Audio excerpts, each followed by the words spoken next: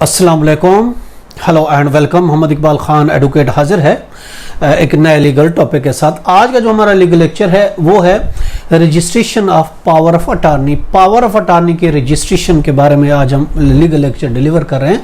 देखें, power of attorney के registration के बारे में हम आपको बता रहे हैं। देखिए, power of attorney not compulsory registered. देखिए, पावर ऑफ अटॉर्नी अगर हम बात करते हैं, पावर ऑफ अटॉर्नी की अमूमी तौर पर उसकी रजिस्ट्रेशन की ज़रूरत नहीं होती अनलेस वो पावर ऑफ अटॉर्नी रिलेट करे, इंटरेस्ट उसमें वाबस्ता हो किसी इमूवेबल प्रॉपर्टी के बारे में।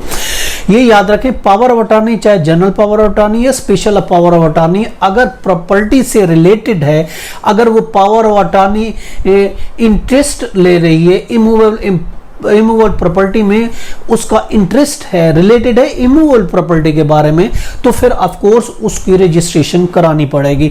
अगर पावर ऑफ अटॉर्नी किसी इमूवेबल प्रॉपर्टी से रिलेट नहीं कर रही, उसके इंटरेस्ट से, यानी उसकी देग, उसकी कोई सेल परचेज है, गिफ्ट है उसकी, तो उस सूरत में हमें उसको रजिस्ट्रेशन करनी पड़ेगी। अगर उस पावर ऑफ अटॉर्नी में वो इमूवेबल प्रॉपर्टी की से इंटरेस्ट वाबस्ता नहीं है तो फिर उसकी रजिस्ट्रेशन जरूरी नहीं है। अब सेल, उसमें अगर प्रॉपर्टी की, और खासकर उस इंटरेस्ट से मुराद प्रॉपर्टी की सेल है, अगर उस प्रॉपर्टी की सेल, हाँ, अगर ओनली सिर्फ देखभाल है तो भी उसकी रजिस्ट्रेशन जरूरी नहीं होगी। अगर और किसी भी मैटर के बारे में पावर ऑफ अटॉर्नी चाहे जनरल है या स्पेशल है तो उसकी रजिस्ट्रेशन की जरूरत नहीं होती। हाँ, अगर वो जो पावर ऑफ अटॉर्नी प्रॉपर्टी की सेल के मकसद के लिए, तो फिर उसकी रजिस्ट्रेशन जरूरी होगी। जबकि अगर हम स्पेशल पावर की बात करते हैं, स्पेशल पावर तो वैसे भी ज़रूरी नहीं होती कि हम उसकी रजिस्ट्रेशन कराएं, उसकी रजिस्ट्रेशन ज़रूरी नहीं होती।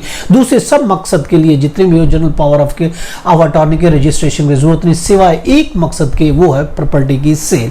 अब general power of attorney registrar से रजिस्टर्ड होगी रजिस्ट्रेशन एक्ट के तहत। अगर वो प्रॉपर्टी की सेल के बारे में है तो उसको हम रजिस्ट्रेशन एक्ट 1908 के तहत उसकी रजिस्ट्रार के पास उसको रजिस्ट्रेशन कराएंगे।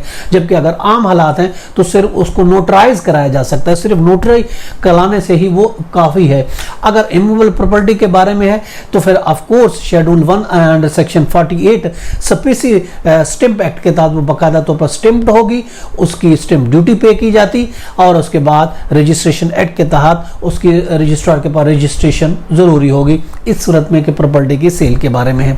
अब स्पेशल पावर है तो उसकी फीस कम होगी, अगर जनरल पावर है तो ऑफ कोर्स, और प्रॉपर्टी की सेल के बारे में है तो उसकी फीस जो होगी वो ज्यादा होगी।